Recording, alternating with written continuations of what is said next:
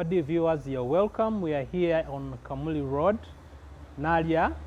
We are here at Cool Furnitures and Interiors, and we are looking at different kind of sets of furniture, class furniture. And today here we're with the proprietor, Amon Gamparo, and we'd like him to tell us about his services, step by step on how he's executing his duty, how he's handling the market, and the general entire clientele. You are welcome.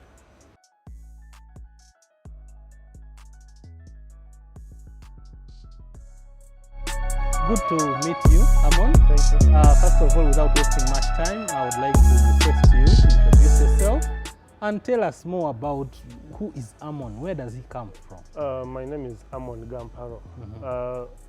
The real concentrated Musiji from Mparo. Mparo, Kavale, yeah. Yeah.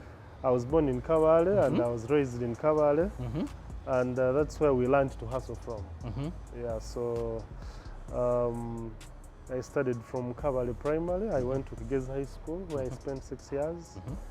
I went to university and then spent there 3 years. And went in the field to start hustling, looking for money. Talk about university. University, I was at What course did you take? I did education. You did education, Yeah, Makerere with, University. Geography and economics. And after that, I practiced the profession for about 3 years. And then I quit. You quit yeah, the profession. to go and start, you know, exploring what the future has and what I can put hands on to make sure that I help someone, because I had always dreamt of being a job creator, because that is what they used to tell us whenever we were studying. They would either tell you the future is in your hands, or study hard and do what? Become a what? A job creator, not a job seeker. Very interesting. Yeah. Tell us, where do you get the guts to quit your profession and venture in all new kind of area? You know, when you're doing a job, you always aspire to be better in terms of income, in terms of position, in terms of what you have to offer to your bosses. But this time I really had to quit because I was at the level where I could not become another person. You know, when you're a head teacher in a school that is owned by a director, you cannot be the owner of the school. Your promotion has stopped there. Your promotion has stopped there. You have reached the peak. Yeah. But you always want to be like a director, you want to be a CEO. So if you can't become a CEO in another place, then you create the CEO yourself. In yourself, you become one. That is very interesting. Yeah. So how do you know, the shift is so big. You talked about education. So you totally shifted from education, and you're now coming into business. But my dreams have not died. I still want to practice my profession in 2 ways. One, to educate the people in terms of job creation, in terms of entrepreneurship, but also as a retirement project, where I want to contribute to the education sector. You know what I mean? Yes, yes. So that's also an entrepreneurial kind of dream that I have. Do you want to tell me that you want to start a school at some point? I didn't say that, but absolutely that should be. Probably you are aspiring to be the director you used to eye at one point. Yeah, but this time with an entrepreneurial mind. Yeah. Wow, very interesting. Because the plans are already on the way. I've already secured enough land for that. And will that be in Kavale or in Kampala? Wherever God will direct me. Yeah. But that is a dream. Whether I have land in Kampala, whether I have it in Kavale, but as long as the dream is there, I can always sell and relocate to another place. But that is my retirement project.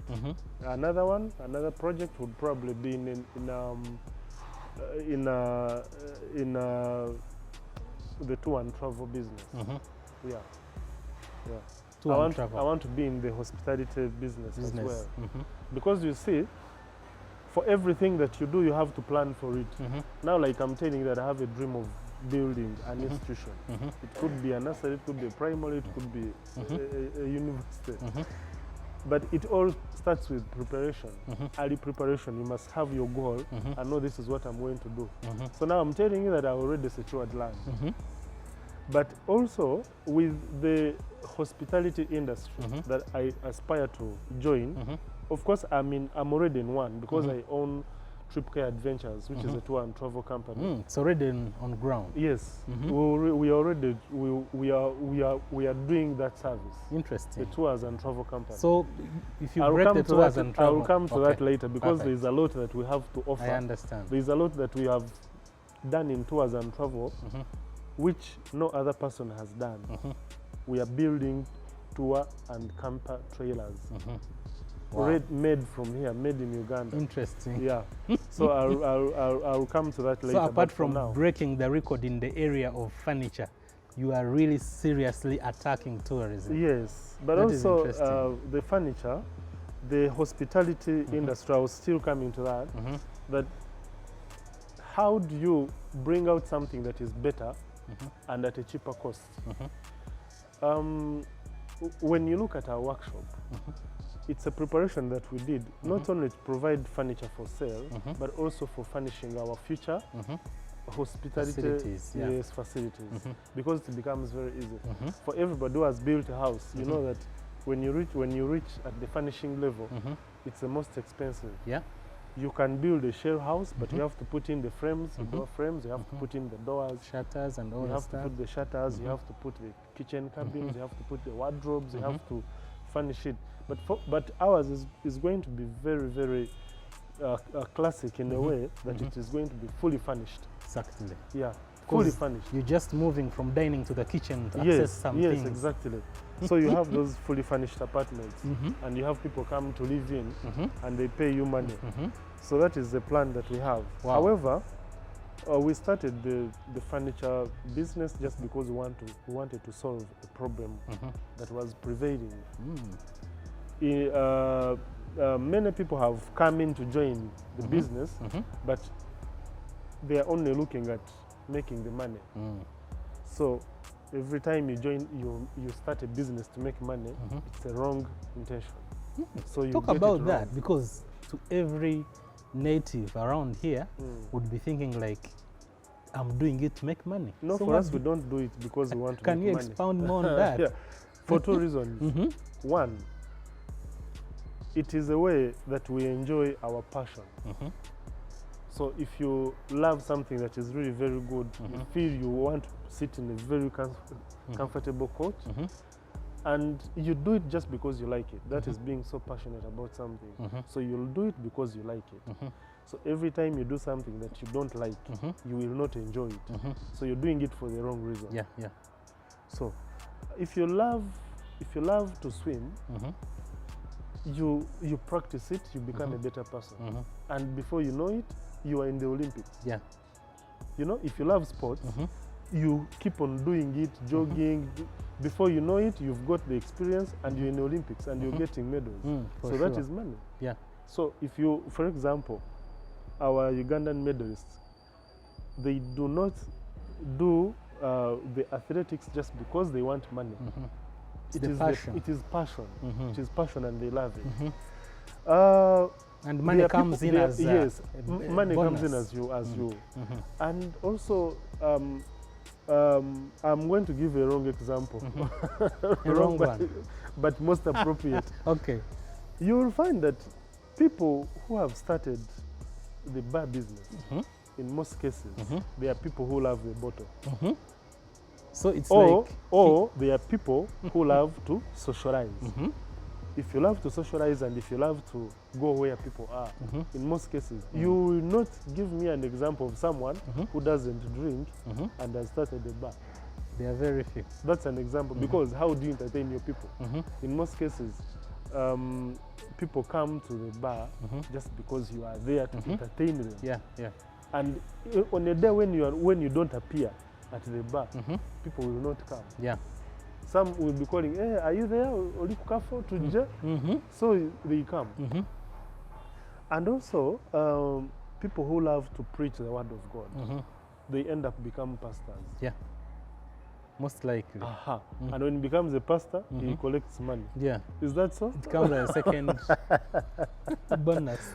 So I'm trying to tell you about I the can passion. understand now. Yes, the passion for something. So we started the furniture business just because we wanted to provide a service. That is now the second point. Provide a service and also solve a problem.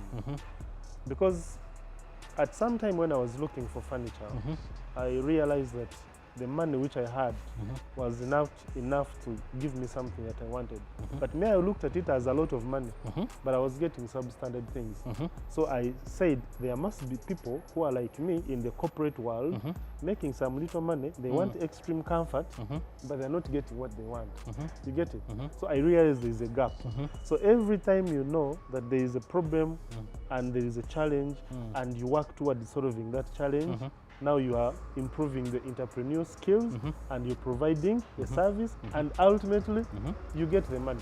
Talk about the substandard, service provision in the areas of furniture. People don't really take time to do research and develop their product very well. They just, like I told you, that if you're doing it for the wrong reason, you don't make it right. So for anybody who thinks that when he gets this product and then he patches it up, he puts in wrong things inside, and then you cover it to make Some it people cosmetic. put in boxes, yes, rubbish. making it cosmetic, and then you sell it. It again turns back to you at some time when people realize that your product is actually not the best. So they end up running to other people. Yeah, so ours, we try to make sure that we use hardwood timber, which is treated against invasion of The maybe weevils and all those that attack the wood. We use high density foam that does not shrink. So when you sit on it, it remains as such for as long as you use it. Talk about that type of sponge, because there are some seats you purchase in 1 year. It creates a depression. It has, depreciated so much. Yeah, that is when you try to minimize the costs. Yeah, every time you try to minimize the costs, you use very poor materials. Poor materials. So the moment you use poor raw materials to make something, then it doesn't sustain. So you have to make sure that you do quality, something that you feel yourself would love to purchase. You put yourself in the shoes of a purchaser who has saved his money and wants to go and save. So if it were you, what product would you love to go for? The quality of the product. So the moment you realize that, that's when you will do quality. I know that you're providing a very good service. Interesting. But we don't do only sofas. Yeah, when you look at our products, we have a lot, ranging from tables, very nice beds, dining tables. We do extremely very nice doors. We do door frames.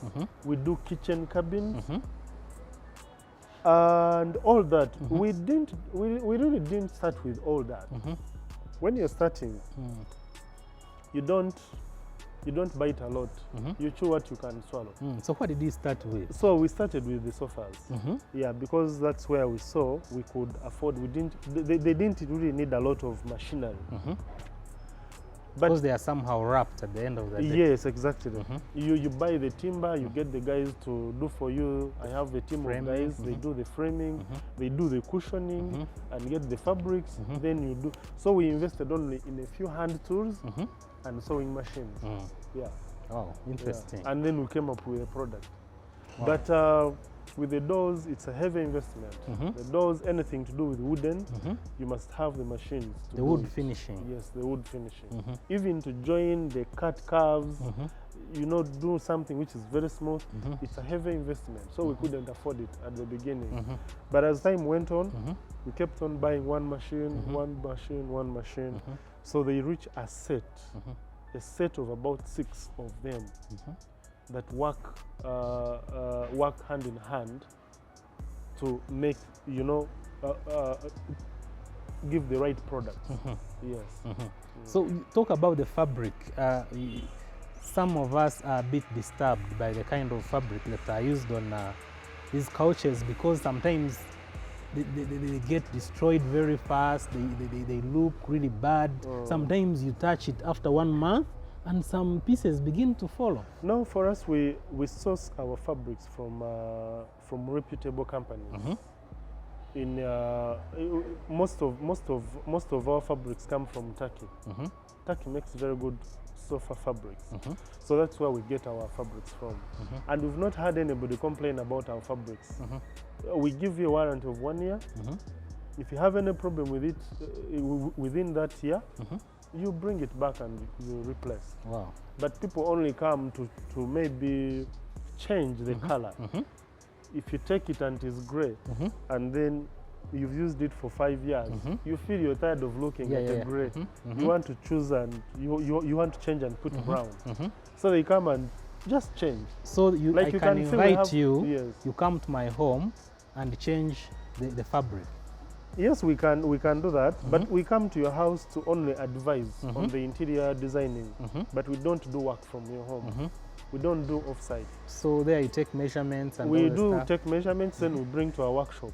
Because you see we have machines which are heavy, they are fixed. Some are big, others are shared. So I cannot carry it to your home. Much as we have people who go sites and but for us as Cool Furniture, we don't. Yeah. So it has to be ferried here. Yeah, we pick it, bring it to the real factory where we know that we are doing quality work, then we take it back for fitting. Yeah. Interesting. Yeah. So given this kind of business, what is your best? What kind of output have you come up with that when you look at it, you feel it is your best? No, generally all our products are very good.